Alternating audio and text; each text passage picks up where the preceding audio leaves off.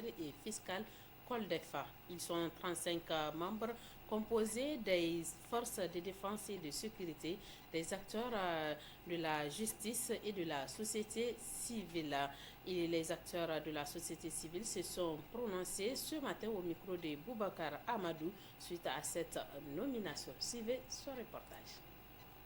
Dans ce point de presse, le comité régional de soutien au Conseil national pour la sauvegarde de la patrie CNSP a dénoncé la lenteur de la résolution de certains problèmes de la région d'Agadez, à l'exemple de la loi 035-2015 relative à la migration. Cette loi qui criminalise les activités liées à la migration est elle-même illégale car elle porte atteinte au droit à la mobilité qui est un droit fondamental et naturel reconnu depuis la Déclaration universelle des droits de l'homme de 1948.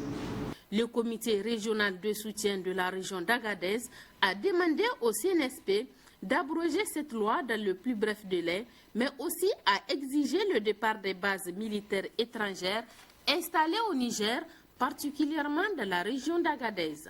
Cette loi a mis l'économie de la région à terre. Beaucoup de passeurs ont perdu leurs biens et d'autres ont fait de la prison et des milliers de jeunes se sont retrouvés en chômage. Depuis son adoption par les valets locaux des Européens, cette loi est appliquée uniquement à Agadez. Les migrants passent toutes les frontières sans être inquiétés, sauf à Agadez. C'est seulement une fois à Agadez que leur trafic devient une entrave à la loi. Et 8 ans après, les passeurs sont toujours traqués et jetés en prison malgré tous les cris de cœur de la population d'Agadez. Nous demandons une fois de plus au CNSP d'abroger cette loi injuste et inhumaine le plus vite possible. Cette région fait face à une cherté de vie hors du commun dont le comité de soutien a demandé le regard du CNSP à cette situation. La cherté de la vie qui rend la vie insupportable à Agadez, comme l'exemple du Kawa, où les sacs de riz coûtent 25 000, les prix du litre d'essence qui varie entre 1 000 francs à 2 000 francs, pour ne citer que cela. Cette cherté est maintenue et entretenue par certains commerçants haineux qui, malgré la réduction des taxes douanières, ne font que monter les prix des produits de première nécessité pour saboter la démarche patriotique de la transition. Aussi, le comité régional de soutien a invité le CNSP à la révision et ou la résiliation de tous les contrats et conventions miniers et sécuritaires signés avec la France et tout autre partenaire non profitable au Niger. Vous venez de suivre le point de presse du comité régional de soutien au Conseil national pour la sauvegarde de la patrie qui a dénoncé la présence des bases militaires étrangères de notre pays et qui a exigé leur départ. Il a aussi demandé l'abrogation de la loi 036-2015 relative à la migration. Je le disais tout à l'heure, le Conseil national pour la sauvegarde de la patrie, à travers un communiqué, a annoncé les membres de la Commission nationale de lutte contre la délinquance financière et fiscale, COLDEF. Ils sont 35 membres composés des forces de défense et de sécurité, des acteurs de la justice et des sociétés civiles. Les acteurs de la société civile se sont prononcés au micro de Boubacar Amadou ce matin. Suivez ce reportage. La liste des membres de la Commission nationale de lutte contre les délinquances financières et fiscales a été lue hier soir sur les ondes de la télévision nationale. C'est une liste de 35 membres composée de forces de défense et de sécurité, des acteurs judiciaires et de la société civile. Les Nigériens font de l'espoir que ces membres seront à la hauteur des objectifs assignés par le Conseil national pour la sauvegarde de la patrie, CNSP. C'est le lieu de saluer effectivement, en toute honnêteté, la désignation de certains membres de cette commission qui sont aptes et qui sont irréprochables par rapport à la mission assignée à cette commission. Les connaissants, eu égard à ce que nous connaissons sur eux, à ce que nous savons d'eux, nous sommes convaincus qu'ils vont faire valablement le travail qui est attendu d'eux. On se réjouit, bien qu'on a voulu avoir une cour spéciale, mais on a eu la COLDEF. Vraiment, on se réjouit, on pense que c'est un début de solution. On va suivre, c'est une bonne chose et que nous les souhaitons une très bonne chance et que nous les encourageons vraiment en tant qu'acteurs de la société civile. C'est tout ce qu'on cherchait d'avant parce que le problème du Niger, en fait, le premier problème du Niger, c'est la justice. Et leurs institutions, c'est la confiance. Et qu'est-ce qui a brisé cette confiance? C'est le manque de justice. Nous estimons que, avec la publication de la liste, peut-être que ce serait le déclenchement ou le processus consistant désormais à amener les Nigériens à avoir confiance désormais à leurs institutions. Tant qu'ils ratent, ce qui est sûr, le CNSP aura raté sa mission. Les attentes des Nigériens de cette commission sont énormes car selon eux, le pays a connu ces dernières années une gestion chaotique. Les Nigériens attendent beaucoup d'eux à partir du moment où ce qu'on a vécu dans ce pays-là, c'est extrêmement grave, donc tout repose sur leurs épaules. D'abord, l'avenir de ces pays-là, parce qu'il faudrait qu'ils se donnent les moyens de travailler sérieusement, sans parti pris, sans complaisance, avec conviction.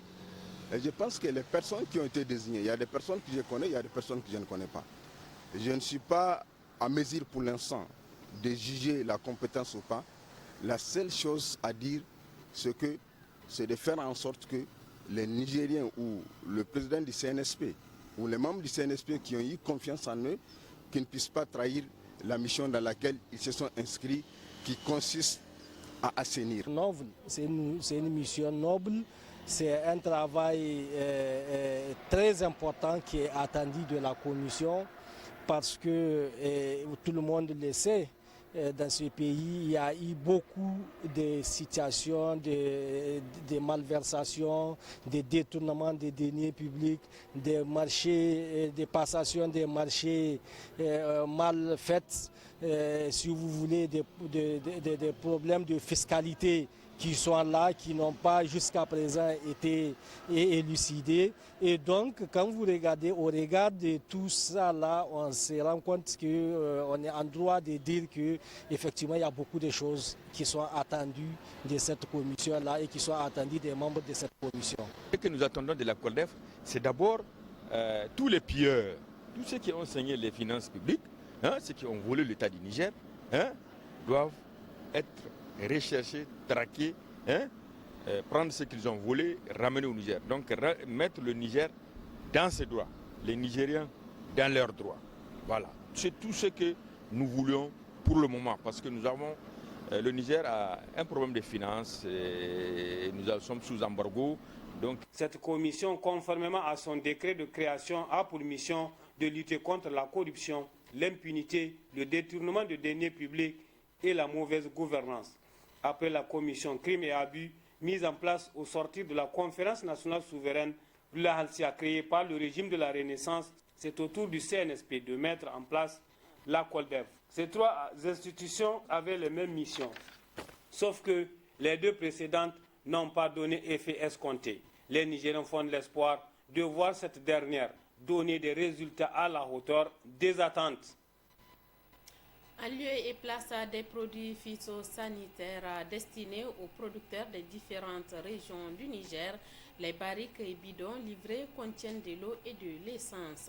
Un scandale qui fait écho dans les différentes régions du pays.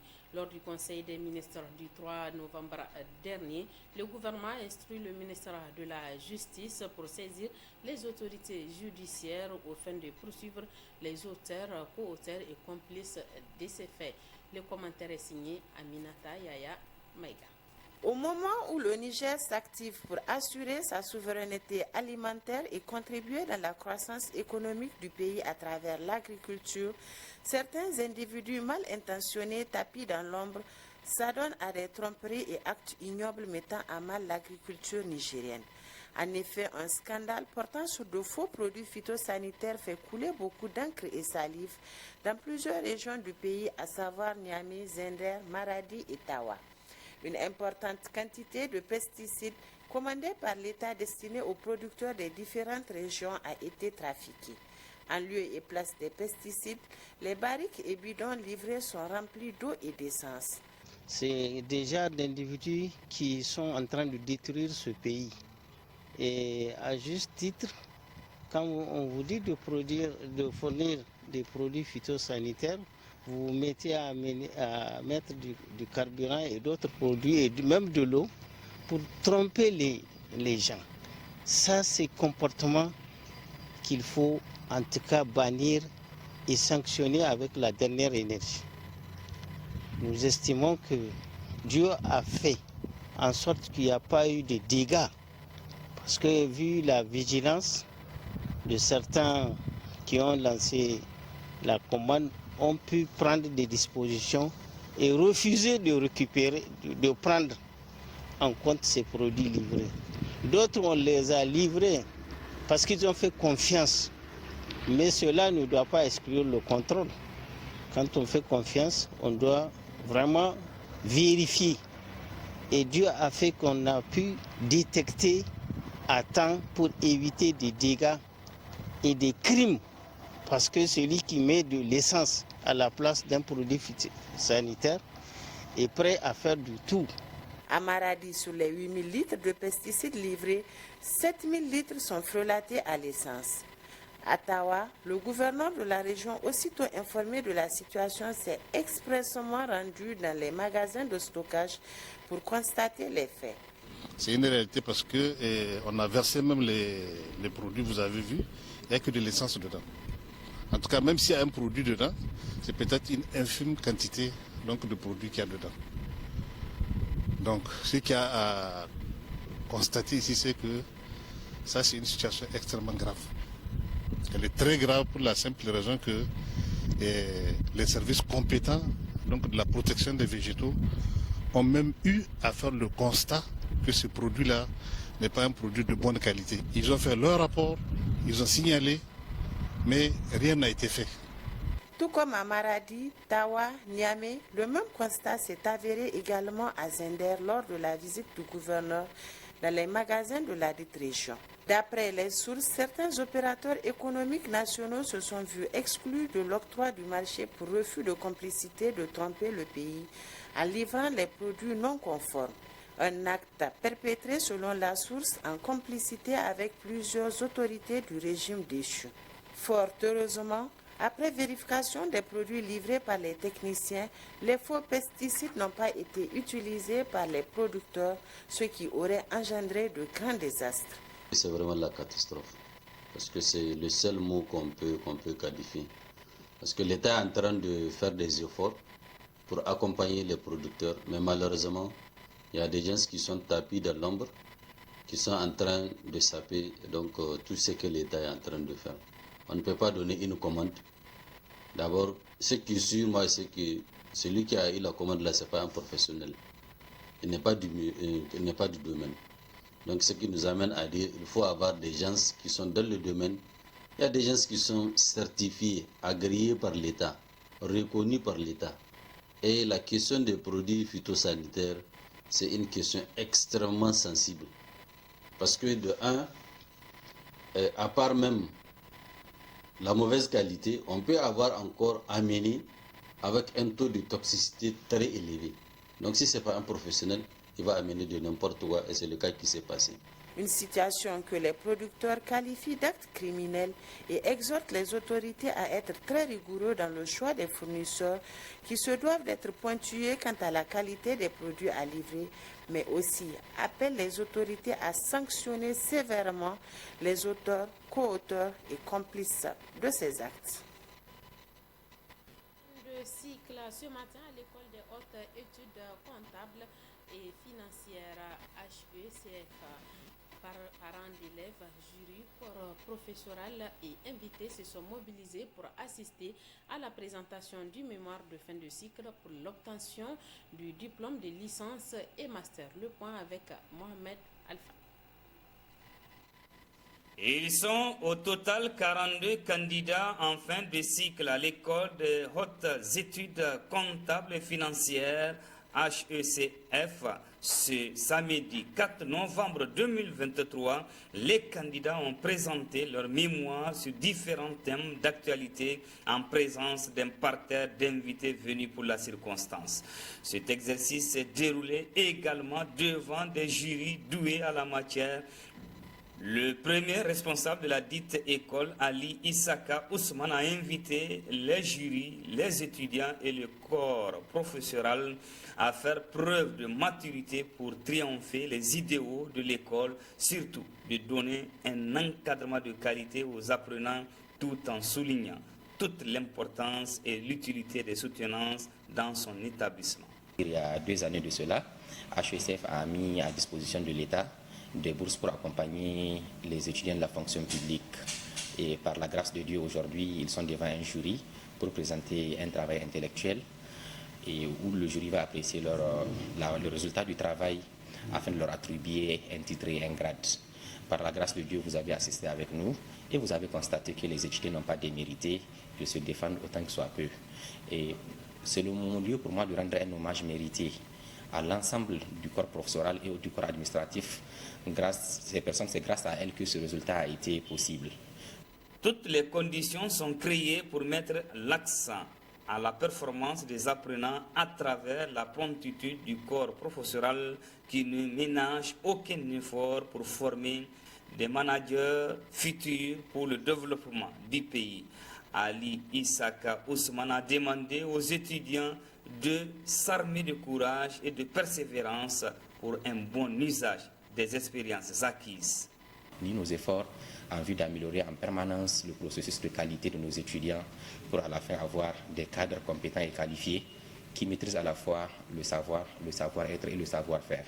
Mais mieux, je voudrais également attirer l'attention des étudiants. Le diplôme, c'est une chose, mais l'intégrité sur le marché de l'emploi est une autre chose.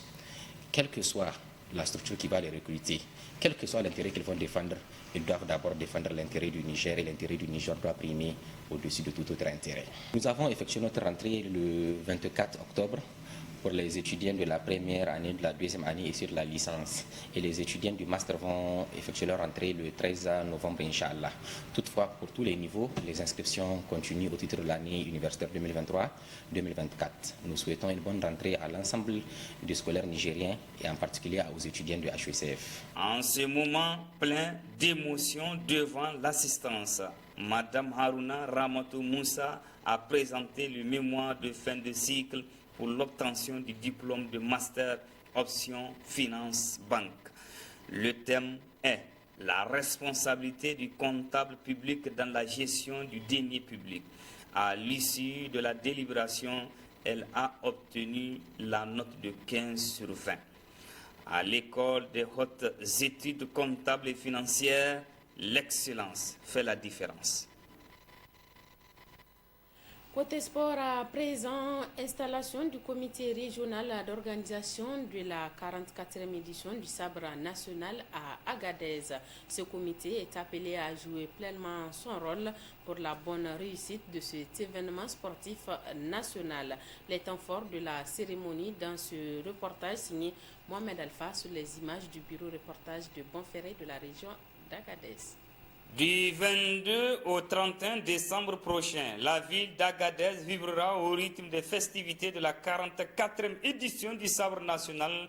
Dans le souci d'une organisation inédite, un comité régional a été mis en place en vue de mettre un cachet particulier à ces retrouvailles. Toutes les dispositions nécessaires ont été prises pour le bon déroulement de cet événement sportif national.